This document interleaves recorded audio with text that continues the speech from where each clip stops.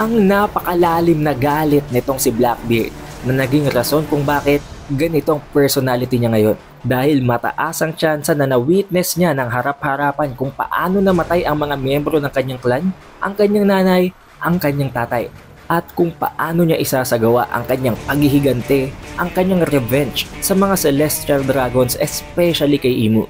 Paano nga ba nakaligtas ang batang Teach or ang batang Blackbeard sa ginanap na God Valley incident, especially dahil sila nga ang main targets, ang may pinakamatataas na puntos para manalo ang mga nagpa-participate na mga Celestial Dragons, maliban sa pag-rescue sa kanya ng kanyang tatay na si Sebek, and considering the possibility na doon nga sa incident na yon sa God Valley bumagsak itong si Rox D. Sebek, paano nga ba siya naligtas? All throughout the story ng One Piece, meron talagang deep connection sa gitna ni Shanks at nitong si Blackbeard. Hindi lamang dahil sa pinuntahan pa mismo nitong si Shanks ang former captain nitong si Blackbeard na si Whitebeard para lamang i-explain at pagbantaan siya tungkol sa kung gaano kadelikado itong si Teach. Habang sinasabi pa nga na nag-iwan daw ito ng napakatinding marka sa kanya. All throughout his many battles, nagkakaroon siya ng sugat pero kakaiba daw ang iniwan na peklat sa kanya nitong si Blackbeard. Not only that, it is also said na palaging hinahanap nitong si Shanks si Blackbeard at palaging kapag nagre-release ng volume cover, kapag nandun si Blackbeard, nandun din si Shanks. Pag nandun si Shanks, nandun din si Blackbeard, na para bang meron talagang ipinahihiwatig dito si Oda. At ang malalim na koneksyon na yon ay mataas ang tsansa na nagsimula sa God Valley incident. At ang nagdudugtong sa malalim na koneksyon na yon sa gitna nilang dalawa ay walang iba kung hindi ang 17-year-old na si Dragon. Alam naman natin na kahit itong si Blackbeard gusto din niyang makatakas, gusto din niyang makasurvive, pero napakatindi at napakagipit ng sitwasyon ng mga slaves, especially ang mga miyembro ng DV clan. Mataas ang tsansa na namatay doon ang nanay ni Blackbeard sa harap mismo ng kanyang mga mata. At hindi lamang yun, for sure na witness din niya kung paano bumagsak ang kanyang tatay na si David D. Sebek. Ang lahat ng yun para lamang sa isang laro na isinagawa ng mga higher-ups ng world government. Isang bagay na talagang mag-iiwan ng napakalalim na kadiliman sa puso ng batang Blackbeard. At hindi din malabo guys na at some point, nagawang magkaroon ng interaction sa gitna nitong si Shanks, nitong si Dragon at ng batang si Blackbeard. At kung mangyari nga yun, syempre hindi naman palalagpasin ni Dragon ng pagkakataon, gagawin din niyang lahat ng kanyang makakaya para mailigtas din ang isa pang batang ito. But there could have been a reason kung bakit hindi niya yung nagawa dahil alam naman natin na si Shanks pa nga lang hirap na itong si Dragon.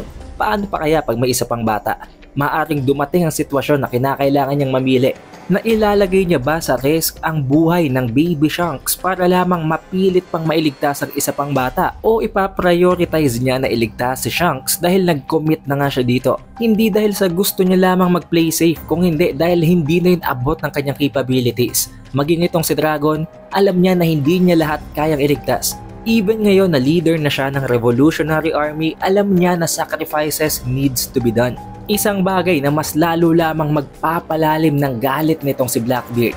And also guys, way back sa Dressrosa arc, kung babalikan natin doon, meron dong isang parte ng kwento na kung saan inatake nitong sila Blackbeard ang Baltigo, ang isa sa mga headquarters ng Revolutionary Army. Ayon dati, ginawa yun nitong sila Blackbeard para kumuha ng panibagong mga weapon, ng panibagong mga arsenals. Pero pwede rin naman na may rason, baka may galit din talaga si Blackbeard dito kay Dragon kaya ginawa niya yon. Pero ngayon guys, since nung tinanong ko kayo kung anong topic ang gusto nyong pag-usapan natin, merong isa sa comment section ang nagsabi na pag-usapan natin si Eris, ang nanay ni Blackbeard, at ang Eris D-Tar na nasa Magic Circle sa pentagram nitong si Imu. Nagsimula ang theory na ito nang dahil sa isa sa mga artist sa Twitter na binaliktad ang isang panel ng pag-create ng pentagram or ng magic circle ni Imu nung nasa katawan pa siya ni Gunko. At dito natin nakita, dito nila napansin na mayroong nakasulat na Eris D-Tar na way back din hindi pa nga natin alam. Pero nang lumabas ang chapter 1161, na figure out natin na may isang karakter sa loob ng kwento na ang pangalan ni Eris.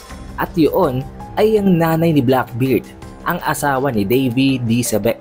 Ngayon, ano nga bang koneksyon sa gitna nilang dalawa? There is a huge chance na ginamit ni Imu ang Domi Reversi sa asawa nitong si Sebek, sa kanyang asawa na si Eris. Dahil bakit hindi? Alam naman natin na ang nag-iisang weakness nitong si Sebek ay walang iba kung hindi ang kanyang pamilya. Kaya kapag ginawa yun ni Imu, mapipilitan nitong si Sebek na gawin ang wala sa kanyang mga plano. Dahil kapag nga na-transform, kapag na-turn nitong si Imu ang kanyang asawa sa isang demon, anong magagawa ni Sebek? Magagawa niya ba yung patayin? Ngayon, some may disagree na baka coincidence lamang ito, pero I think not talaga guys. Talagang ginawa ito ni Oda dahil mahilig si Oda sa mga hints, sa mga foreshadowings. At alam nyo din guys na sa chapter na yun, yun ang pinakaunang chapter sa kwento ng One Piece na kung saan finiture at hinighlights ang mga abilities ni Imu sa pamamagitan ng katawan ni Gunko. Kaya I'm sure na napakapulido ng chapter na yon. Napaka-solid nun at marami talagang iniwan doon ng mga hints si Oda para dito kay Imu. At kasama na doon ang pangalan na Eris Dithar sa magic circle niya. Pinakaunang tanong, bakit naroroon ang pangalan ni Eris? Kung papansinin nyo sa panel na ito, it's as if isinusulat mismo nitong si Imu manually ang kanyang magic circle na para bang ginagawa niya ito para ma-deploy, para may execute niya kung anumang atake, kung anong magic ang gagawin niya. Dito na guys papasok ang aklat, ang isang magic book na nanggaling sa Key of Solomon. Isang kwento na maaring pinanggalingan ng abilities nitong si Imu. Sa kwento ng Key of Solomon, ang magic book doon na ginagamit para kontrolin ng mga demons ay mismong ginagawa manually. Kumikreate sila doon ng mga magic circles. At sa pamamagitan ng pag-i-inscribe ng pangalan ng mga demons sa loob ng magic circles, magagawa nilang kontrolin yun. The very same thing na pwedeng nagte-take place sa ability nitong si Imu. Kaya sa puntong ito, na nakita natin ang pangalan ni Eris Dithar, mataas ang tsansa na isinusulat niya din dito ang pangalan ni Dory at ni Brogy para makontrol at ma-turn din sila sa mga demons. Na hindi lang natin nakita dahil nga nag-switch na ng panels. And with that given, I think ang nangyari din sa God Valley is that after ma-turn nitong si Eris, with a high chance na baka nangyari din kay Eris ang nangyari kay Gunko, na baka sinapian din siya ni Imu para hindi siya malabanan ni Sebek, na i-turn niya din maging itong si Sebek. Kaya dito pwedeng pumasok ang katotohanan na baka pinagtulungan nga or nag-team up si Roger at itong si Garp para matalo itong si Sebek na nagamitan din ni Imu ng Domi Reversi dahil nga sa wala siyang choice. Hindi niya mapapatay ang kanyang asawa na si Eris na naging demon na din. At tulad ng nakikita natin guys sa Elbaf arc na kung saan ang lahat ng mga giant pirates ay ginawa ng mga demons ni Imu, there is a high chance na baka ang lahat din ng pirates na sumugod sa God Valley ay ginawa ding mga demons ni Imu. Ang lahat ng ito ay posibleng the witness ni Blackbeard, kaya maaaring itong naging isa sa mga inspiration nitong si Teach sa paggamit ng kanyang Devil Fruit, kung paano lumulubog ang mga target ni Imu gamit ang Domi Reversi at ang kanyang Black Hole. There is also this one time nang maglaban si Ace at si Blackbeard na sinabi nitong si Blackbeard na ang kanyang darkness daw ang ihigop, ang kakain ng Devil's Power. Na of course, way back then iniisip natin ang Devil's Power na tinutukoy lang ni Teach ay ang Devil Fruit, pero mataas ang tsansa na ang Devil's Power na yon ay ang power ni Imu. Maaring yun ang tinutukoy niya. But for sure, nakita ni Blackbeard ang lahat ng nangyari sa God Valley at isa sa kanyang mga goal ang ipaghigante ang kanyang pamilya, ang kanyang clan, especially ang kanyang nanay at ang kanyang tatay. Pero what do you guys think? Ilagay nyo lang sa comment section ang feedback nyo tungkol sa theory na ito.